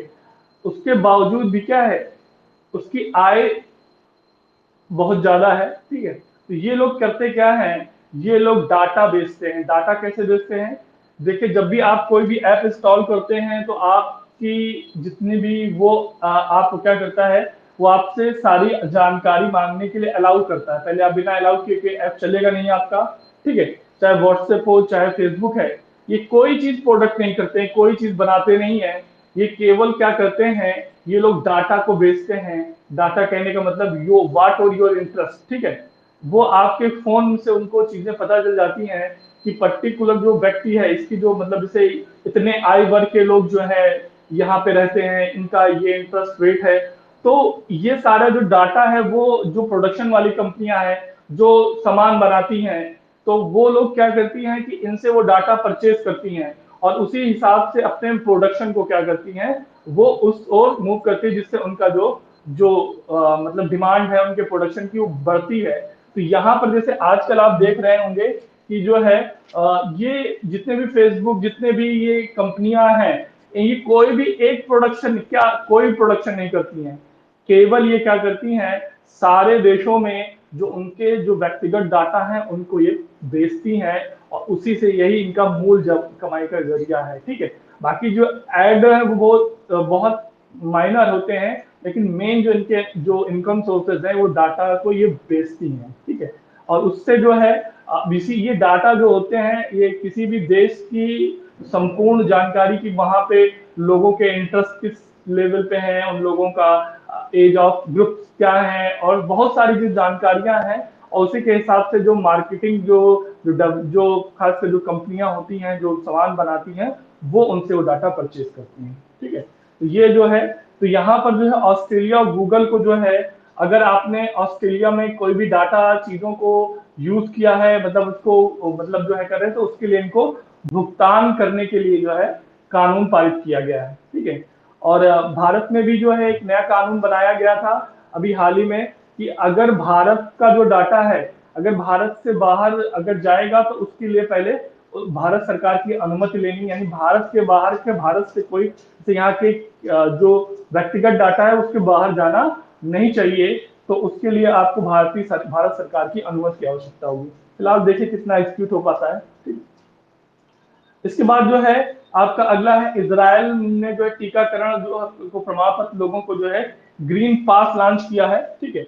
ग्रीन पास, ठीक है, ग्रीन पास आप लोगों ने भी, अब तो न्यूज में भी चर्चा है कि इसराइल ने जो है अपने लोगों को जो है मास्क फ्री कर दिया है, ठीक है। यानी वहां पे ज्यादातर लोगों को वैक्सीनेशन हो चुका है, जिसकी वजह से वहां पे जो ट्रांसमिट रेट है वो बहुत कम हो गया। यानी जो वैक्सीनेट हो जाते हैं उनमें संक्रमण होने की प्रोबेबिलिटीज कम हो जाती है। जब संक्रमण होने की जो कम हो जाएगी, तो फिर वो मतलब जो वहां पे वो फैलने की, वो वायरस की संभावना कम हो जाएगी। तो वो जो है ग्रीन पास एक तरीके से आप जो है टीकाकरण के बाद जो है आने जाने के लिए फिर क्या है फ्री कर दे, एक तरीके से एक तरीका का ये आपका पास है। अगर आपका वैक्सीनेशन है और आपके पास ये पास जारी किया जाएगा तो आप कहीं भी जा सकते हैं। आने जाने के लिए आप क्या है, स्वतंत्र हैं, खाने पीने और रेस्टोरेंट एंड घूमने उमने सभी के लिए।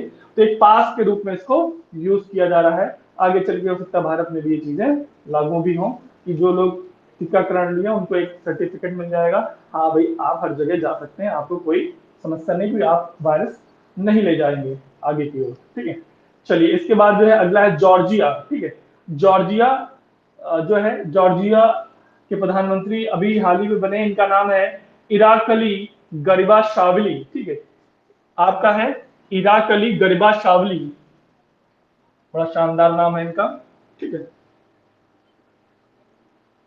इराकली गरिबा शाविली। ठीक है, इराकली गरिबा शावली, ये जॉर्जिया के प्रधानमंत्री बने हैं। ठीक है, इराकली गरिबा शावली। ठीक है, जॉर्जिया ये कहां पे है? जॉर्जिया लोकेशन याद है आप लोगों को? जॉर्जिया, देखिए जब तक आपके दिमाग में मैप नहीं फिगर आउट होगा तब तक आप फैक्ट को स्टेबल करना बहुत थोड़ा डिफिकल्ट हो जाता है। ठीक है, मैंने इसीलिए मैपिंग से कहा था, इसका मल्टी डायमेंशनल आपको इसका इफेक्ट मिलेगा।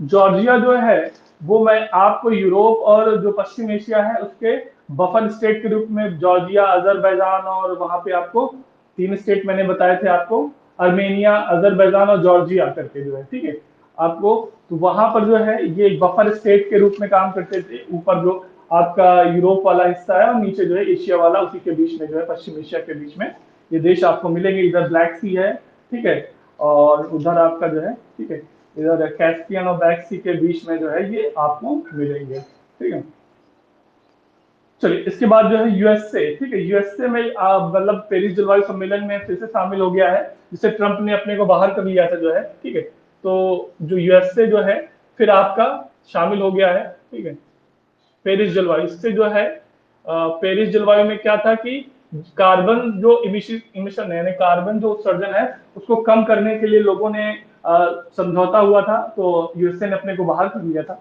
लेकिन इससे जो है शामिल होने से फिर से जो है इस टारगेट को पूरा करने में जो है सहायता मिलेगी। ठीक है, ये एक सकारात्मक कदम है। ठीक है, चलिए अल्जीरिया में राष्ट्रपति द्वारा संसद भंग हो गई है। बस इतना ही न्यूज बहुत महत्वपूर्ण है कि किस राज्य में हाल ही में किस स्टेट द्वारा राष्ट्रपति द्वारा भंग की गई है, और बहुत ज्यादा महत्वपूर्ण नहीं है। ठीक है, चलिए और इसके बाद जो पन्ना पलटिएगा। ठीक है, उत्तर प्रदेश, यहाँ पे एक न्यूज और है बट लेकिन बहुत ज्यादा इंपॉर्टेंट है, लेकिन आप एक केवल लाइन के रूप में समझ लीजिएगा कि नॉर्थ जो आपका ईरान है, ठीक है, ईरान जो कि पश्चिम एशिया का देश है, ईरान ने जो है north Korea, north Korea, north Korea जो कि क्या है, ये आपका ईस्ट एशिया में है। ठीक है, इसके बीच में जो मिसाइल सहयोग प्रोग्राम जो 2020 में स्टार्ट बंद किया था, मतलब बीच में बंद हो गया था, फिर से स्टार्ट हो गया। ठीक है, देखिए ये दोनों ही कंट्रीज को जो है ब्लैक कंट्रीज कहा जाता है, ब्लैक कंट्रीज। ये जो डिफिनीशन है ये यूएसए द्वारा दी गई है। ठीक है, ये इसको ब्लैक कंट्रीज कहा जाता है। क्यों कहा जाता है? क्योंकि ये दोनों ही कंट्रीज को जो है कहा जाता है कि ये दो लोग पूरे विश्व को अस्थिर करने का प्रयास कर रहे हैं, खासकर जो है परमाणु हथियारों के विकसित करने के संदर्भ में। क्योंकि खासकर ये वैसे ये एक तरीके का जो है ये दोहरा मतलब दृष्टिकोण है। ठीक है, कि ये मतलब खासकर भी जो एनपीटी था ना, जो आपका एनपीटी जो कि संबंध था जिसका परमाणु अप्रसार संबंधी से था, कि जो ऐसे लोग मतलब जो है परमाणु हथियार बनाने की तकनीक जो है बिना मतलब जो है ऐसे देशों को न शामिल की जाए, प्रसार किया जाए, मतलब ऐसे लोगों को या ऐसे देशों को ये परमाणु बम बनाने की तकनीक ना उनको दी जाए जिन्होंने एनपीटी पर हस्ताक्षर नहीं किए हैं। उसका एनपीटी नहीं, नहीं एनपीटी भी, सीटीबीटी नहीं है। सीटीबीटी क्या है बताइए आप पूरा पूरा। नहीं नहीं एनपीटी है वो, नॉट प्रोफेशनल करके टीटी है, ठीक है, वो एनपीटी है। जिसका संबंध जो परमाणु अप्रसार से है वो एनपीटी है, ठीक है। एनपीटी जो है इसका संबंध ये है कि जो लोग एनपीटी पर जो हस्ताक्षर नहीं करते हैं उनको जो परमाणु अप्रसार संबंधी जो है वो इसको परमाणु अप्रसार संबंधी जो है, ठीक है, इसका हिंदी में नाम है, इसका पूरा फॉर्म लेकिन एनपीटी ही है, ठीक है। उसमें ये था कि यूएसए के द्वारा और बाकी ये जो है इसको और थोड़ा डिटेल में हम बता देते हैं, ठीक है। देखिए ये एनपीटी जो है खासकर उन देशों के द्वारा है जिनके पास जो है यूरेनियम है, ठीक है। तो उन देशों ने ये और खासकर विकसित देशों ने ये बनाया है एजेंडा कि जो लोग एनपीटी पर हस्ताक्षर नहीं करेंगे ना उनको परमाणु बम बनाने की यानी परमाणु ऊर्जा बनाने की तकनीक भी नहीं दी जाएगी और ना ही उनको यूरेनियम दी जाएगा। तो जब आपके पास मान लीजिए आपके पास तकनीक आ गई पर यूरेनियम नहीं आया तो उस तकनीक का आप करेंगे क्या? तो भारत के साथ यही चुनौतियां थी, ठीक है। भारत ने बिना एनपीटी पर हस्ताक्षर किए हुए परमाणु बनाने की तकनीक तो हासिल कर ली पर लेकिन उसको यूरेनियम नहीं मिल रहा था, ठीक है। यूरेनियम देशों का एक समूह है, ठीक है, 50 देशों का समूह है जिनके पास यूरेनियम है। तो वो लोग उन्हीं देशों को यूरेनियम हस्तांतरित करते हैं या उन्हीं को देते हैं जिनको लेकर के क्या है जिन्होंने एनपीटी पर हस्ताक्षर किए हैं। लेकिन भारत की ये एक वैदेशिक कूटनीति की एक सफलता कह सकते हैं, ठीक है। और ये जो इस कूटनीतिक सफलता के कारण ही, क्योंकि इसमें यूएसए का एक बड़ा रोल था, ठीक है, यूएसए का, कि यूएसए ने काफी सपोर्ट किया और उस वो जो है खासकर जब कांग्रेस की सरकार के दौरान जो है ये ट्रीटी पे बहुत ज्यादा मतलब जो है इस खासकर यूरेनियम को लेकर के जो है यूएसए से सहयोग के दौरान जो यूरेनियम सपोर्ट भी किया गया यूएसए के द्वारा बाद में कि भारत को जो यूरेनियम मिलना चाहिए। लेकिन जब यूरेनियम देशों का एक समूह है जिसमें चीन भी जो है वो एक उसमें जो है सदस्य है, तो इस यूरेनियम देशों में सदस्यता पाने के लिए जो है भारत ने कई बार प्रयास किया लेकिन चीन ने उसका विरोध कर लिया, इसी कारण अभी भी जो है वो उसका सदस्य नहीं बन पाया है, ठीक है। लेकिन कई सारे यूरेनियम वाले देशों ने जो है भारत से व्यक्तिगत समझौता किया है, जैसे खासकर कनाडा ने किया है, ठीक है। यानी कई सारे जैसे देश है, कजाकिस्तान है जिनके पास यूरेनियम पर्याप्त मात्रा में है। तो इस जो है, ठीक है, लेकिन इस जो सदस्य देश का अभी भी समूह भारत जो है मतलब जो है सदस्य नहीं बन पाया है, ठीक है। तो मैं बात कर रहा था जो है आपसे, ठीक है, ईरान और उत्तर कोरिया। देखिए इनके जो जैसे क्या है कि यहाँ पर जो परमाणु ऊर्जा का उद्देश्य है, अगर आपको शांति के लिए, शांति मतलब यानी विकास के लिए अगर आप यूज कर रहे हैं तो आपको यूरेनियम या ये तकनीक दी जा सकती है। बट ईरान जो कि खुद के पास उसके पास पर्याप्त मात्रा में कच्चा क्रूड ऑयल है तो उसको एनर्जी सोर्सेज की रिक्वायरमेंट नहीं है। वो यहाँ पर परमाणु जो यह तकनीक का उपयोग जो है हथियार बनाने में कर रहा है और यहाँ से जो है आतंकवादियों तक पहुंचना क्या है आसान है, क्योंकि जो पश्चिम एशिया के देश हैं वो वर्तमान में एक क्या आतंकवादों का एक बहुत बड़ा गढ़ बन गए हैं। तो वहां से इस कारण जो है आतंकवादियों के पास पहुंचना आसान है। तो इसलिए जो है ईरान जो है अगर ईरान जैसे देशों के पास पहुंचता है तो ये इसका इस तकनीक का प्रसार हो सकता है। नॉर्थ कोरिया पहले से ही जो है एक जो ऐसा देश है जो विश्व को अस्थिर करने का प्रयास कर रहा है, इस प्रकार के जो हथियारों का निर्माण करता है जिससे क्या है पूरा विश्व में विनाश किया जा सकता है, पूरे विश्व को या पृथ्वी को क्या है नष्ट किया जा सकता है। तो इस कारण जो है इन दोनों देशों को जो है ब्लैक कंट्रीज के रूप में जो है मतलब जो है इनको दर्जा दिया गया है, ठीक है। और इन पे कई प्रतिबंध लगाए गए, ईरान पे भी यूएसए द्वारा कई बार प्रतिबंध लगाया गया है अभी भी, और यहाँ पे नॉर्थ कोरिया से भी लेकर के, तो इन दोनों को ब्लैक कंट्रीज कहा जाता है, ठीक है। ये क्योंकि ये विश्व को अस्थिर करने का प्रयास कर रहे हैं, ठीक है। तो ये जो है एक डायमेंशन है। चलिए उसके बाद जो है आपका ठीक है, बांग्लादेश ने जो है सुप्रीम कोर्ट में अमर वाशा सॉफ्टवेयर लॉन्च किया है। ये भारत द्वारा बनाया गया है।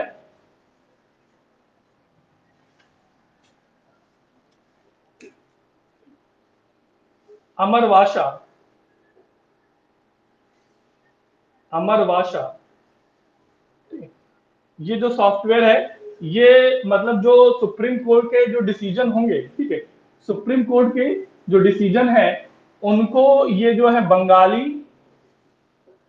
और इंग्लिश यानी अंग्रेजी भाषा में क्या करेगा, कन्वर्ट करेगा सुप्रीम कोर्ट के। बहुत ही बेहतर सॉफ्टवेयर है। भारत में ये सॉफ्टवेयर मेरे ख्याल से पता नहीं चल रहे हैं, लेकिन आना चाहिए, क्योंकि सुप्रीम कोर्ट के जितने भी डिसीजन होते हैं, हाई कोर्ट के जितने भी डिसीजन होते हैं, वो सब जो है इंग्लिश में ही जारी किए जाते हैं। इवन जो वहां पे ये एक तरीके से अपनी भाषा की उपेक्षा ही है कि आप अपनी भाषा में जाकर के वहां पर क्या है, अपनी बात नहीं रख सकते हैं। आपको इंग्लिश, अगर हाई कोर्ट या सुप्रीम कोर्ट में वहां पे जो जिरह या जो बहस होती है वो भी इंग्लिश में ही होती है, ठीक है। और वहां के जो डिसीजन जो होते हैं, कोर्ट के ऑर्डर्स जो होते हैं, वो भी इंग्लिश में ही होते हैं। तो इसलिए सामान्य जो व्यक्ति होता है उसकी समझ से बाहर होते हैं, यानी जिसको मतलब अपनी उस भाषा का अच्छा ज्ञान नहीं है। तो इसलिए जो है अमर भाषा एक सॉफ्टवेयर है जो कि जो वहां के सुप्रीम कोर्ट के जो डिसीजन होंगे उनको बंगाली और अंग्रेजी दोनों में ये क्या करेगा, जो है अनुवादित करेगा। ये जो है भारत के द्वारा ही ये आपका ऐप सॉफ्टवेयर बनाया गया है, ठीक है। चलिए, उसके बाद जो है अगला है आपका फ्रांस में इस्लामी चरमपंथ को जो है लड़ाई को मंजूरी। ये आज थोड़ा मतलब एक वैचारिक स्तर पर वह कह सकते हैं खासकर, या फिर मेंस पे, कि हाल ही में जो है यूरोपीय कंट्रीज में खासकर इटली और फ्रांस वाले क्षेत्र में अभी जो है ईरान जो खासकर मुस्लिम विचारधारा को लेकर के जो है वहां पे कई सारे, जैसे खासकर जो कार्टून जो है वहां पे मोहम्मद साहब के संबंधित बनाए गए थे, उसको लेकर के जो है उसकी हत्या कर दी गई थी। उसके बाद फिर वहां पर कई सारे इस प्रकार की जो घटनाएं हुई, तो इस्लाम चरमपंथ को रोकने के लिए जो है यहाँ पर जो है फ्रांस द्वारा एक व्यवस्थित कार्य मतलब जो है इसके लिए एक्शन लेने का जो है वो पारित किया गया, मंजूरी मिली है, ठीक है।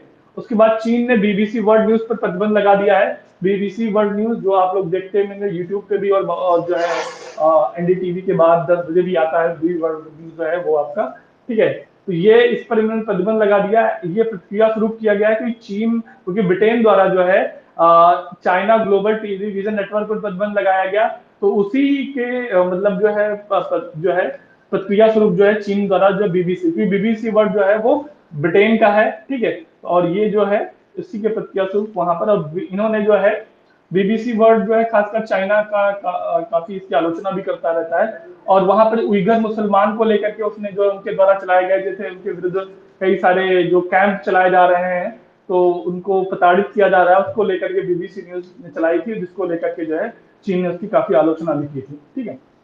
चलिए, मारियो ड्रागी जो है ये आपके, ठीक है, मारियो ड्रागी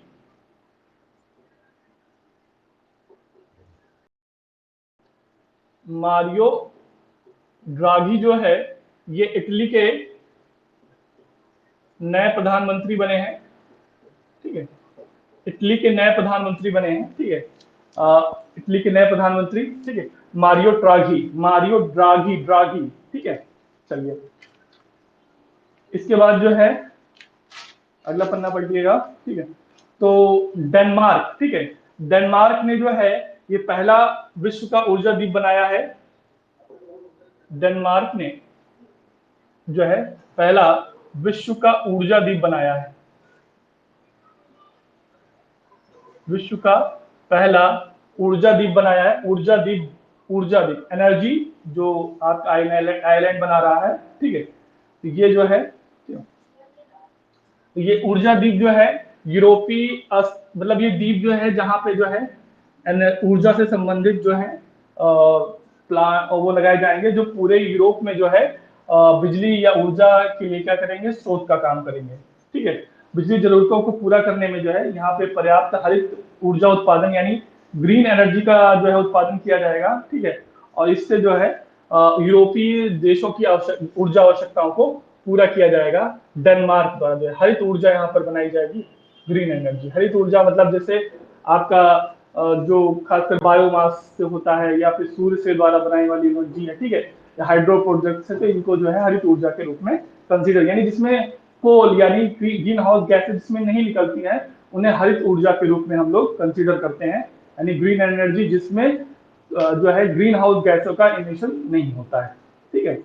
चलिए, इसके बाद जो है यहाँ पे अगला है चीन जो है यहाँ पे अगला है कि यूएसए को हटा करके जो है, पीछे करके जो है, चीन भारत का सबसे बड़ा व्यापारिक साझेदार बना है 2020 में। 2020 में चीन भारत का जो है सबसे बड़ा व्यापारिक कॉमर्शियल पार्टनर बना है, व्यापारिक साझेदार। ठीक है, ये भी महत्वपूर्ण है। ठीक है, उसके बाद म्यांमार में जो है तख्ता पलट हो गया है। इसको ले आप लोगों ने जो है इसको मतलब न्यूज में भी सुना होगा कि वहां की लोकतांत्रिक सरकार आंग सान सू की जो थी, उसको हटा करके वहां की सेना ने 1 साल के लिए आपातकाल घोषित कर दिया है। ठीक है, ये आपसे पूछा जाने वाला फैक्ट है, सीधे पूछा जाएगा कि हाल ही में भारत के किस पड़ोसी देश पे जो है तख्ता पलट कर दिया गया है या फिर वहां पे सेना ने जो है अधिकार कर लिया है, तो आपका म्यांमार है। ठीक है, इसके बाद जो है आपका अगला है वियतनाम। ठीक है, वियतनाम जो कि आपका दक्षिण पूर्व जो एशिया वाला जो देश है, सही है, दक्षिण पूर्व नहीं, फिर पूर्व एशिया की बात कर रहे हैं। ठीक है, तो आपका जो है साउथ ईस्ट एशिया है। तो गुयेन फुटोंग, ठीक है, तो ये ज्यादा इतना महत्वपूर्ण नहीं है। गुयेन फुटोंग जो है वहां के नए प्रमुख बन गए हैं। गुयेन फू तो क्योंकि दोबारा बने हैं, नए बने होते तब भी ठीक था। ठीक है, तो ये कोई खास महत्वपूर्ण नहीं है। ठीक है, अगला आपका महत्वपूर्ण फैक्ट है जो कि पूछा जा सकता है, डेमोक्रेसी इंडेक्स। ठीक है, डेमोक्रेसी इंडेक्स यानी लोकतंत्र लोकतांत्रिक सूचकांक। ठीक है, लोकतांत्रिक सूचकांक जो है ये आपका पहले इसमें डेमोक्रेसी इंडेक्स, ठीक है, जो आपका डेमोक्रेसी इंडेक्स है, डेमोक्रेसी इंडेक्स, ठीक है, सूचकांक, तो ये सबसे पहले किस संस्था द्वारा जारी किया गया है? Economist, economist intelligence unit. Economist intelligence unit द्वारा जो है ये जारी किया गया है। पहला फैक्ट ये है। ठीक है, दूसरा, नंबर 1 पे कौन है, यानी जो सबसे बेहतर जहां पे डेमोक्रेसी है वो आपका नॉर्वे है। ठीक है, उसके बाद फिर आपका दूसरे नंबर पर आइसलैंड है। ठीक है, और भारत का कौन सा स्थान है? ठीक है, भारत का स्थान इसमें जो है 53वां है, 53। भारत का इसमें जो है, ठीक है, सब जो स्थान है वो 53 है। और भारत का जो वर्गीकरण है किया गया है त्रुटिपूर्ण, त्रुटिपूर्ण लोकतंत्र, ये वर्गीकरण है उनके स्कोर के आधार पर किया गया है। ठीक है, त्रुटिपूर्ण लोकतंत्र में रखा गया है इसको, भारत को जो है। ठीक है, त्रुटिपूर्ण लोकतंत्र के रूप में जो है इसको वर्गीकृत किया गया है। ठीक है, तो ये आपके इतने फैक्ट थे इसमें।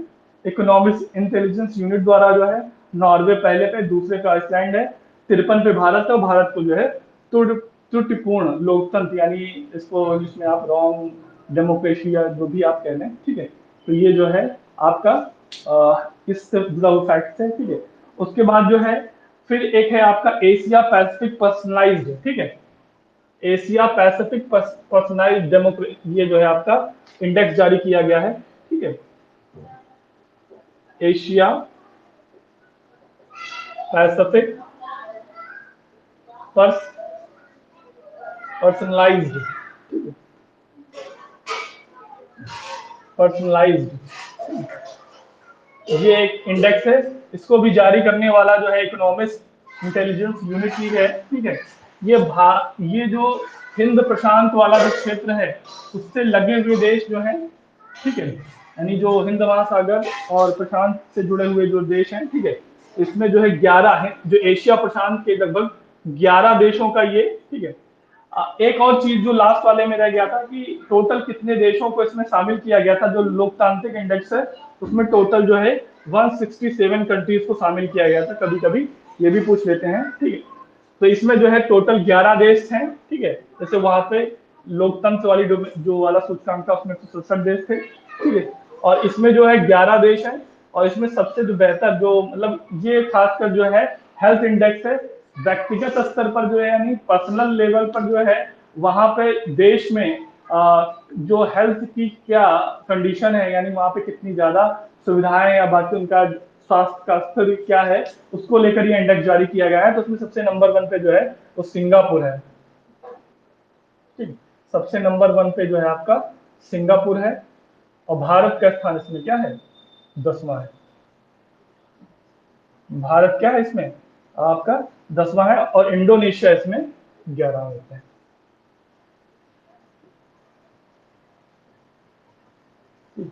इंडोनेशिया इसमें 11वें स्थान पर है। ठीक है, ये आपका जो है था जो है, ठीक है, खासकर इंटरनेशनल। ठीक है, आइए अब बात कर लेते हैं अर्थव्यवस्था पे। ठीक है, G20 के वित्त मंत्रियों की जो बैठक है, यानी वित्त मंत्रियों के वित्त मंत्री फाइनेंस मिनिस्टर की जो बैठक है, खासकर G20 जो है ये आपके विकसित और विकासशील देश, ठीक है, यानी जो सारे बड़े विकसित देश हैं और सारे बड़े विकासशील देशों का समूह है G20। तो G20 के वित्त मंत्रियों का जो सम्मेलन है ये आपका जो है इटली की अध्यक्षता में स्टार्ट किया गया है। इटली में वर्चुअल रूप से जो है, ठीक है, इसमें जो है प्रधानमंत्री सॉरी वित्त मंत्री निर्मला सीतारमण ने भाग लिया था जो है। तो G20 की जो है थे, ठीक है, समूह की जो है ये अगली जो शिखर शिखर सम्मेलन का कहने का मतलब होता है कि वहां के शीर्ष नेता, यानी जो हमारे प्रधानमंत्री जी हैं वो शामिल होंगे। वो आपका वो भी जो है इटली में होगी, आपकी सितंबर अक्टूबर में होगी, सॉरी अक्टूबर में होगी, रोम और इटली में होगी। ठीक है, ये हमारे पास दूसरा फैक्ट है इसी से जुड़ा हुआ। ये यहाँ वित्त मंत्रियों की हुई थी जो फाइनेंस मिनिस्टर हैं। ठीक है, G20 का जो शिखर सम्मेलन है, यानी जो वहां के शीर्ष नेताओं का है, वो रोम में होगा, इटली में होगा। कब होगा, अक्टूबर में होगा। ठीक है, ठीक, अक्टूबर में होगा। ठीक है, ये आपके लिए एक फैक्ट है जो पूछा जा सकता है कि आपके जो G20 का शिखर सम्मेलन है वो आपका कहाँ होगा, तो रोम या इटली में होगा, अक्टूबर में होगा। ठीक है, चलिए इसके बाद जो है, इसके बाद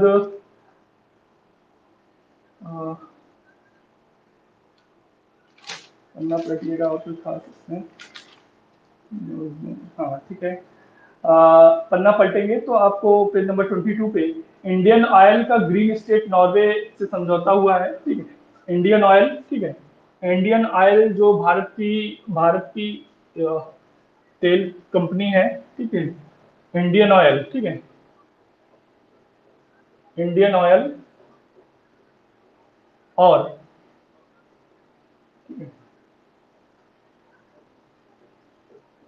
ग्रीन स्टेट, ठीक है, ये नॉर्वे की है, ये भारत, इसके बीच में समझौता हुआ है हाइड्रोजन, इसके बीच में, ठीक है, ग्रीन और ब्लू हाइड्रोजन, ठीक है, ग्रीन और ब्लू हाइड्रोजन में जो है रिसर्च एंड डेवलपमेंट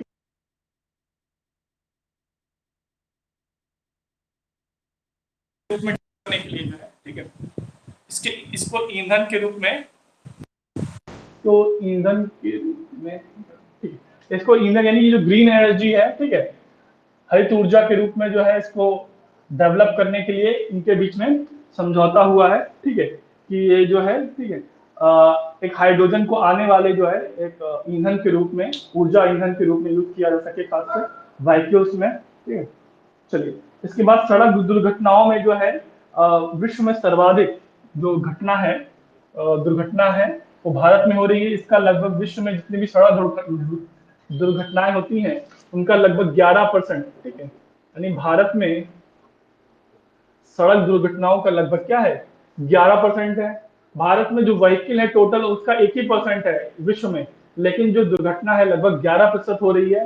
तो उसका कारण यही है कि भारत में क्या अभी सड़कें और बाकी सब चीजों को लेकर के क्या है, जनसंख्या भी बहुत ज्यादा है। ठीक है, तो इस कारण जो है जो होने वाली जो मृत्यु है सड़क दुर्घटना में वो पूरे विश्व में सबसे ज्यादा है। ठीक है, चलिए इसके बाद जो है आपका अगला है, ठीक है, एक्सिम बैंक मालदीव्स को जो है वो 400 मिलियन जो है पाउंड दे रहा है। एक्सिम बैंक भारत का आयात निर्यात बैंक है। ठीक है, एक्सिम बैंक ये मालदीव को जो है, मालदीव मालदीव को जो है $400 मिलियन दे रहा है, मालदीव को। तो $400 मिलियन जो है, ठीक है, ये दे रहा है, ठीक है, इसके यहाँ पे इंफ्रास्ट्रक्चर प्रोजेक्ट्स के लिए जो है, ठीक है। चलिए, और टूरिज्म को भी बढ़ावा मिलेगा, ये सब चीज़ों से रिलेटेड सारी चीज़ें, ठीक। उसके बाद पेपाल, पेपाल भारत में जो है घरेलू भुगतान सेवा बंद कर देगा। पेपाल ये एक ठीक है भुगतान, जैसे आपके जो खासकर जैसे पेटीएम है, जैसे फोन पे है, वैसे ही क्या है पेपाल है, ये यूएसए की कंपनी है पेपाल, ठीक है। तो ये जो है पेपाल जो है इंटरनेशनल जो है अ, वो आपका ट्रांजेक्शन या कह सकते हैं प्लेटफॉर्म है, ठीक है। ये आपको करेंसी भी चेंज कर देता है, जैसे आप सपोज दैट डॉलर में कोई चीज, ठीक है, कोई चीज डॉलर में अगर मंगाते हैं, ठीक है, कहीं से पैसा, तो ये आपको क्या करता है, आपको इंडियन करेंसी में भी ये, मतलब जो आप कहीं विदेश से भी पैसा मंगाना चाह रहे हैं, तो पेपाल के माध्यम से जो है, जिसे जो भुगतान है या जो है तो के माध्यम से आप कर सकते हैं। ये इंटरनेशनल प्लेटफॉर्म है पेपाल, ठीक है। ये घरेलू स्तर पर भी जो है भुगतान करता था, लेकिन भारत में अब घरेलू स्तर पे कई सारे प्लेटफॉर्म उपलब्ध हो गए हैं, तो अब वहां पर घरेलू से स्तर पर ये भुगतान बंद कर देगा, ठीक है। चलिए, उसके बाद जो है रिलायंस ने जो है पहला आपका जो है रिलायंस, ठीक है, रिलायंस ने जो है